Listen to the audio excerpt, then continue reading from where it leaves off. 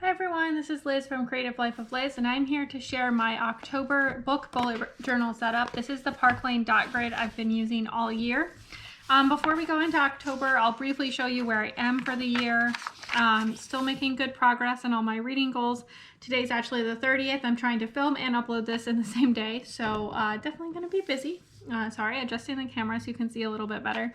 But keeping up with everything here. I just need to finish an X on the Read the Alphabet challenge. Keeping up with the Buzzwordathon. I have creatures and animals for October, so I'll have to remember to cover that one.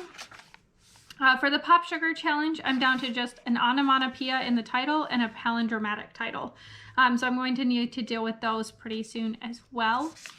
And then I had already completed the Creating and Co. into the Book First challenge. So moving forward to September, if I can find it. Here's my September setup. I ended up with a couple more arcs for September, which I just never filled in here, but that seems fine. But it turned out super cute, I think. I had Book-Off-a-thon and Not Safe for Work-a-thon. Finished both of those during the month. This one was obviously the first weekend, and then this one, most of that was also finished in the first weekend. And then the rest of the time was just for finishing up reading something. So this is my kind of reading tracker for the month. Very efficient in terms of space because I had a lot of things that I just read that didn't count for any particular challenges. I didn't do that many readathons or anything like that. But I have a tiny space left here for the book that I'm currently reading that I will probably finish this afternoon. And then I have space for my monthly stats here for September, and then we go into October. So my October theme is these cute little ghosts. I was heavily inspired by a candle label that Becca from Becca and the Books designed for her shop Grace and Honey. So I will drop the vlog where she designed that, as well as the her candle shop down below. I think the candle sold out, but I'm not totally sure. In terms of things I used for the setup, I used these Mean Show black fine liner pens. I used the 1.0 millimeter size that I've been using. I'm just going to stick those away before I lose them.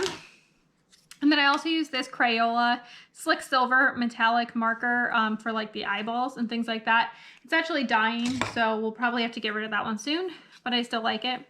I also used, this is just called Gray, the Gray mild liner, the skinny end. And then I used this Gray from the iBuyAm fine liners that I've been using. So that's kind of what I used. And then I wanted to use a very serif-y kind of font for the month. So that's kind of what I went with. I don't love how it turned out. I think I should have looked at some exemplars so that I could have made ones that were cuter, but I think it's all right. So I just filled in my little cover page and then important dates and priority reads. I have some travel, both some for fun and some for work this month. I'll try to put in the readathons I might participate in, stuff like that. Priority reads, I have a ton of arcs for this month, so that's really driving my reading for the month. And then I left this page blank for holding whatever I read starting at the beginning of the month because the mixtape-a-thon starts on the 3rd. So I am doing the autumn mixtape readathon or mixtape-a-thon. I'm going to participate in that. I'm also thinking about the Love in the Night readathon. I haven't decided about that one. And then the Wacky Witches readathon from Pris Peruses. Also thinking about that one. I will drop all of the links for all 3 of the readathons down below, assuming I can remember. But that's kind of what I'm thinking about. This one's a 2-week reading and activity readathon. So I'm thinking that it'll be pretty easy to get done, fingers crossed. I think probably the Witchy book is maybe the hardest for me to complete, not because I don't read a lot of witchy books, but because I've already read a lot of them this fall. So I'll need to figure out what I want to read for that one. But I have a couple things planned already.